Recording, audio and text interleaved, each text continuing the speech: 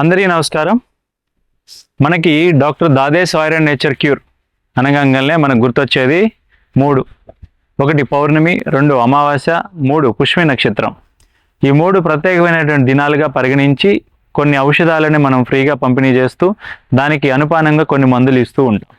అయితే ఇలాంటి పౌర్ణమి రోజున మనం ఎనర్జీగా ఎంతో శక్తివంతమైన రోజుగా మనం పరిగణిస్తూ ఉంటాం. అయితే రేపు జనవరి 25వ తారీఖున గురువారం ఇచ్చేటువంటి ప్రయాసం కానీ, అదేవిధంగా పుష్మి నక్షత్రం రోజున ఇచ్చేటువంటి స్వర్ణామృత బృందు ప్రాశన కానీ, అదేవిధంగా ఆ రోజున ఇచ్చేటువంటి కొన్ని అనుపాన మందులు ఏవైనా కానీ ఎంతో శక్తివంతమైనటువంటి మందులుగా మనం పరిగణించుకోవచ్చు. ఏ విధంగా అదనేది మనం మీకు వివరణ ఇవ్వడానికి మీ ముందుకు వచ్చాను.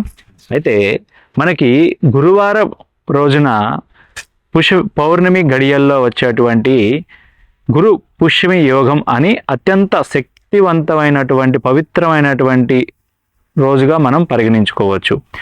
పుష్య అంటే పోషించడం, పెంపొందించడం. అయితే ఈ రోజున మన ఈ నక్షత్రము పుష్మి నక్షత్రం ప్రకారము మనకి ఎంతో ఎనర్జీని, అదేవిధంగా పవర్ని మన శరీరానికి కానీ మనకి నేచర్కి కానీ ఎంతో శక్తిని, ఎనర్జీని అందిస్తూ ఉంటుంది పుష్మి నక్షత్రం. ఇంతటి గొప్ప రోజు గురువారం మరియు పౌర్ణమి మరియు పుష్మి నక్షత్రం, ఈ మూడు కలిసి రావడం అనేది చాలా అరుదుగా జరుగుతూ ఉంటుంది. అందుకే ఇది ఇంత పవిత్రమైనటువంటిదిగా గురు పుష్మి యోగం అని పరిగణిస్తూ ఉంటాం.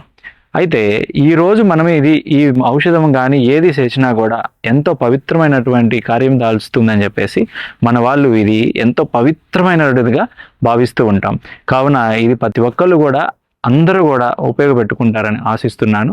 అయితే మనకి మామూలుగా పుష్మి నక్షత్రం విశిష్టత మనకి ఇంత పవర్ని, ఎనర్జీని ఇస్తుందని ఇప్పుడు దాకా చెప్పుకున్నాం. అది గురు పుష్మి యోగం గురించి ఇదంతా కూడా. అయితే పౌర్ణమి నాడున ఉన్నటువంటి విశిష్టత ఏంటి అని మనం చూసుకున్నట్లయితే, పౌర్ణమి అసలు ఎంతో శక్తివంతమైనటువంటి రోజుగా మనం పరిగణిస్తూ ఉంటాం.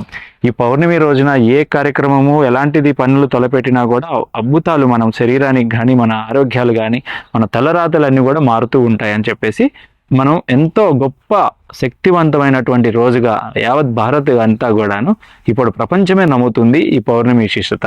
అయితే ఈ పౌర్ణమి రాజు మనం పరిపూర్ణ అవస్థలో ఉంటారు. అంటే ఏమిటి అంటే, వాళ్ళు ఆత్మ చెప్పింది మనసు వింటుంది, మనసు చెప్పింది శరీరం వింటుంది, మనోవాక్య కర్మల చెప్పింది ఆలోచించింది చేయటం అనేది జరిగినప్పుడు పౌర్ణిమ స్థితిలో ఉన్నారని అర్థం. పౌర్ణమి నాడు మనసు చంద్రుడు, ఆత్మ సూర్యుడు, శరీరము పృథ్వీ, ఈ మూడు ఒకే గీత మీదకి వస్తాయి.